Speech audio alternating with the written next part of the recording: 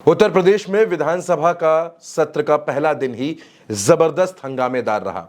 माता प्रसाद पांडे नए नेता प्रतिपक्ष बनकर सदन में मौजूद थे और जैसे ही चर्चा की शुरुआत हुई तो सबसे पहले मोर्चा संभाला समाजवादी पार्टी के विधायक डॉक्टर रागिनी सोनकर ने। डॉक्टर रागिनी सोनकर ने सबसे पहले स्वास्थ्य का मुद्दा उठाया और सबूतों के साथ सरकार की बखिया उधेड़नी शुरू कर दी। रागिनी सोनकर खुद एक डॉक्टर हैं और उन्होंने जौनपुर के मेडिकल कॉलेज की कुछ तस्वीरें सदन के सामने रखी और बताया कि जौनपुर के मेडिकल कॉलेज में न लोगों को पीने के लिए साफ पानी मिल रहा है और ना ही लोगों को इलाज मिल रहा है। रागिनी सोनकर ने अपने सवालों से सीधे सीधे उत्तर प्रदेश के उप मुख्यमंत्री, जिनके पास स्वास्थ्य विभाग का जिम्मा भी है, ब्रजेश पाठक को घेर लिया। इस सदन के माध्यम से जौनपुर से जो हमारा मेडिकल कॉलेज है उसकी कुछ पिक्चर है वो आपको दिखाना चाहूंगी कि जहां पे काला पानी तैर रहा है। जो बिल्डिंग्स हैं वो बनने से पहले खंडहर हो चुकी हैं, ये स्थिति है। और आप इसे गिना करके जवाब देना चाहते हैं कि आप अपने विभाग में क्या कार्य कर रहे हैं। मैं ये टेबल कर दूंगी अध्यक्ष जी, ताकि ये मंत्री जी के पास जो असली पिक्चर्स है वो पहुंचे और उन्हें पता चले कि जो बार बार आप ये कहते हैं कि हमने मेडिकल कॉलेजेस बना दिए, जिला अस्पताल बना दिए, उन जिला अस्पतालों और मेडिकल कॉलेजेस की क्या स्थिति है। कुछ दिन पहले वहाँ के बच्चे धरना दे रहे थे जिन्हें हम देश का भविष्य और आगे मेडिकल कॉलेजेस में एज ए डॉक्टर देखने वाले हैं। आज उनके पास ना शुद्ध पेयजल है, ना बिजली है, ना पानी है। हम मरीजों को क्या ठीक करेंगे मंत्री जी? हमारे तो डॉक्टर बीमार हो रहे हैं, कभी डेंगू, कभी मलेरिया और कभी जॉन्डिस से। ये स्थिति है अध्यक्ष जी। It is really shame for the UP health minister and the department of health ministry. और आज सेंट्रल में तीसरे टेन्योर के बाद भी अगर मेडिकल कॉलेजेस की ये स्थिति है, definitely a shame for this सरकार कि आप इस तरीके की स्थिति ला करके रखी है आपने।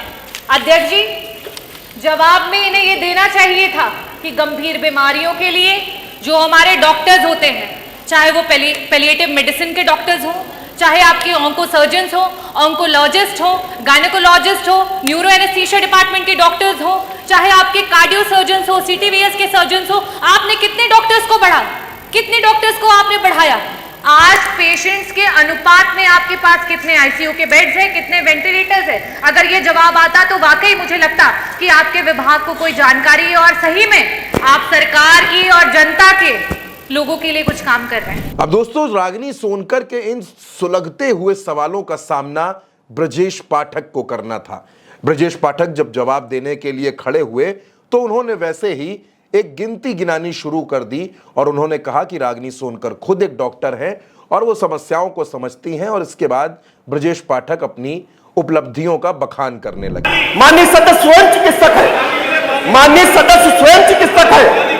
एक बात साहब सुनिए, आप जो चिकित्सक है समझ पाएंगे, जो जांच भी कराएंगे और जेल भी भेजेंगे, कोई बचेगा नहीं भ्रष्टाचारी। अध्यक्ष जी, माननीय सदस्य स्वयं चिकित्सक है। पूरे भारत के इतिहास में पहली बार हो रहा है कि हम विशिष्ट श्रेणी के चिकित्सकों को 5 लाख रुपए तक रिवर्स बिडिंग से दे रहे हैं। आज तक इतिहास में नहीं हुआ है। लेकिन रागिनी सोनकर यहां पर नहीं रुकी दोस्तों, और रागिनी सोनकर ने एक बार फिर एक ऐसा सवाल सरकार से पूछ लिया जिसका जवाब स्वास्थ्य मंत्री ब्रजेश पाठक के पास बिल्कुल नहीं था। रागिनी सोनकर ने पूछा कि जब किसी डॉक्टर को आप बड़े पद पर नियुक्ति नहीं देंगे, दरअसल वो डायरेक्टर एजुकेशन के बारे में सवाल कर रही थी। मेडिकल एजुकेशन में जो डायरेक्टर नियुक्त किए जाते हैं वो आईएएस अधिकारी को बनाया जाता है। रागिनी सोनकर ने पूछा कि जिसको इस बात की समझ नहीं होगी कि मरीजों की समस्या क्या है, डॉक्टर्स की समस्या क्या है, ऐसे व्यक्ति से आप बेहतर स्वास्थ्य व्यवस्था की उम्मीद कैसे कर सकते हैं? और रागिनी सोनकर ने जब यह सवाल पूछा तो ब्रजेश पाठक के पास इसका कोई भी सीधा जवाब नहीं था। और आज सिर्फ मरीजों का नहीं, डॉक्टरों का भी बहुत बुरा हाल है आपकी सरकार में। और प्रश्न क्या आपका? ये प्रश्न पूछना चाहूंगी कि क्या सरकार डीजीएमई के पद को चेंज करके आईएएस ऑफिसर से हटा करके एक डॉक्टर जो उस विभाग के बारे में पूरी जानकारी रखता हो उसको वहां पे बिठाएगी या नहीं बिठाएगी? सवाल तो ये स्वास्थ्य विभाग से इन्होंने लगाया है, सवाल इन्होंने चिकित्सा शिक्षा का पूछा है। लेकिन फिर भी मैं बता देता हूं, उत्तर प्रदेश सरकार ने कैबिनेट से पास किया है और इसको हमने निर्णय लागू किया है, उसके अच्छे परिणाम आ रहे हैं, कहीं कोई दिक्कत नहीं है। लेकिन दोस्तों, रागिनी सोनकर और ब्रजेश पाठक के बीच में जिस तरह से बहस चल रही थी, इस पूरी बहस के दौरान एक बार भी मुख्यमंत्री योगी आदित्यनाथ ने दखल नहीं दिया। मुख्यमंत्री अपनी जगह पर बैठे रहे, ना उन्होंने कोई संवाद किया, न ब्रजेश पाठक की तरफ एक बार देखा, और ब्रजेश पाठक अकेले रागिनी सोनकर के हमले झेलते रहे। और रागिनी सोनकर ने एक एक करके ऐसे ऐसे सवाल पूछे जिनका जवाब दे पाने में ब्रजेश पाठक का पसीना छूटने लगा। दरअसल सत्र के पहले दिन स्वास्थ्य से जुड़े मसलों पर विधायकों के सवाल आमंत्रित किए गए थे। एक एक करके समाजवादी पार्टी के सभी विधायकों ने अपने सवाल पूछे और ज्यादातर विधायकों ने रागिनी सोनकर की बात को आगे बढ़ाया। उन सभी ने यह कहा कि रागिनी सोनकर जिन मुद्दों पर सवाल पूछ रही हैं, कुछ वैसे ही सवाल हमारे भी हैं। दोस्तों, ब्रजेश पाठक उत्तर प्रदेश के स्वास्थ्य मंत्री हैं, इसलिए रागिनी सोनकर ने उनको एम्बुलेंस के मसले पर, अस्पतालों के मसले पर, मेडिकल कॉलेज के मसले पर अलग अलग मुद्दों को उठाकर खूब घेरा।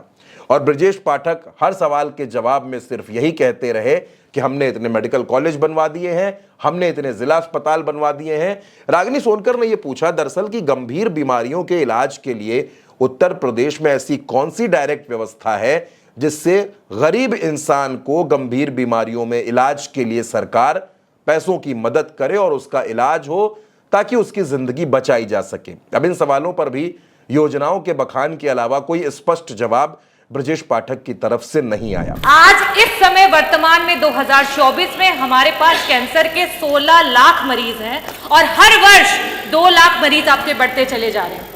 और इन गरीब मरीजों के पास ना तो पैसा है इलाज कराने के लिए और ना अस्पतालों में बेड्स। इन परिस्थितियों में अगर वो मरीज किसी प्राइवेट अस्पताल में जाता है, बड़ा बड़ा एस्टिमेट मिलता है। क्या सरकार कैंसर के सारे उत्तर प्रदेश के मरीजों को उनका जो एस्टिमेट जहां से भी बन करके आता है उसका एक मुश्त में पैसा उपलब्ध कराएगी कि नहीं कराएगी? मेरा दूसरा सवाल है मंत्री जी कि आज जब आपने जवाब नहीं दिया कि आपके पास सुपर स्पेशलिटी के डॉक्टर्स कितने बढ़ गए हैं, पेशेंट्स के अनुपात में वेंटिलेटर और आईसीयूज कितने हैं, तो इन परिस्थितियों में जितने भी आपके प्राइवेट उत्तर प्रदेश के हॉस्पिटल्स रन कर रहे हैं जहां पे वेंटिलेटर्स और आईसीयू की सुविधा उपलब्ध है, उनको पीपीपी मॉडल पे, सरकार तो पीपीपी मॉडल पे बहुत काम कर रही है, जगह जगह पर आप इसके बारे में एडवर्टीजमेंट्स करते रहते हैं। तो आईसीयू और वेंटिलेटर, क्योंकि ये ऐसे मरीज होते हैं, ब्रेन हैमरेज के मरीज होते हैं, इनके पास समय नहीं होता है। मंत्री जी, अगर एक्सीडेंट हो गया, आज बीपी बढ़ गया और ब्रेन हैमरेज हो गया तो तुरंत उसका ऑपरेशन होना है, लेकिन उनके पास पैसा नहीं होता ना वेंटिलेटर पे देने के लिए, ना उन वेंटिलेटर्स पे रहने के बाद। तो मैं आपसे अनुरोध करना चाहूंगी कि पीपीपी मॉडल पे जितने भी हमारे प्राइवेट हॉस्पिटल्स हैं उनको ऐड करते हुए हमारे मरीजों को मुफ्त में इलाज और समय पर इलाज दिलाने के लिए क्या सरकार काम करेगी? गंभीर बीमारियों से पीड़ित मरीजों की मृत्यु दर को घटाने के लिए क्या काम करेगी? हमने इस संबंध में स्पष्ट जवाब दिया है कि उत्तर प्रदेश सरकार ने अपने डिस्ट्रिक्ट हॉस्पिटल्स के माध्यम से, टर्सरी केयर के हॉस्पिटल्स के माध्यम से लगातार उच्च कोटि की चिकित्सा व्यवस्था देने का काम किया है।